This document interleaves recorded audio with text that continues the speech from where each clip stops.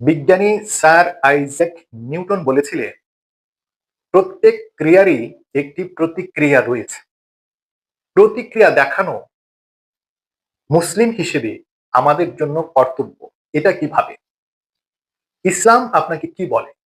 ইসলাম আমাদেরকে বলে, আপনি যেখানে অন্যায় দেখবেন, অত্যাচার দেখবেন, আপনি শারীরিকভাবে তার প্রতিবাদ করবেন, প্রতিরোধ করবেন। আপনি যদি শারীরিকভাবে সেটা করতে না পারেন, তাহলে মৌখিকভাবে করবেন। এমনকি আপনি যদি মৌখিকভাবে অন্যায় অত্যাচারের প্রতিবাদ প্রতিরোধ করতে না পারেন, তাহলে আপনি অন্তর থেকে ঘৃণা করবেন। চোখ বুজে চিন্তা করে দেখতে পারেন, একজন সাধারণ ভোটার কিভাবে ভোটের দিন প্রতিক্রিয়া দেখাবে এবং কোন কোন ক্রিয়ার প্রতিক্রিয়া হবে সেটি। সন্ত্রাসী নামক যে ঘৃণ্য কর্ম রয়েছে, সেটার প্রতিক্রিয়া হবে ভোটের দিন। চাঁদাবাজির প্রতিক্রিয়া হবে ভোটের দিন। দুর্নীতির প্রতিক্রিয়া হবে ভোটের দিন।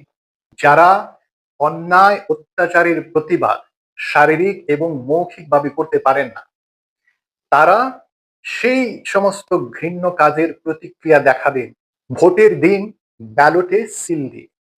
এবং আরেকটি কথা, যে সমস্ত প্রার্থীরা হলফনামায় দেখিয়েছেন তাদের নিজস্ব সম্পদের পরিমাণ হাতে গোনা কয়েক কোটি টাকা, অথচ সেই কয়েক কোটি টাকার সম্পদের বিপরীতে তাদের ঋণের পরিমাণ কয়েক শ কোটি টাকা, হাজার কোটি টাকা, এই সমস্ত দুর্নীতিবাজদের বিরুদ্ধে প্রতিক্রিয়া দেখানোর দিন হচ্ছে আপনার ভোটের দিন।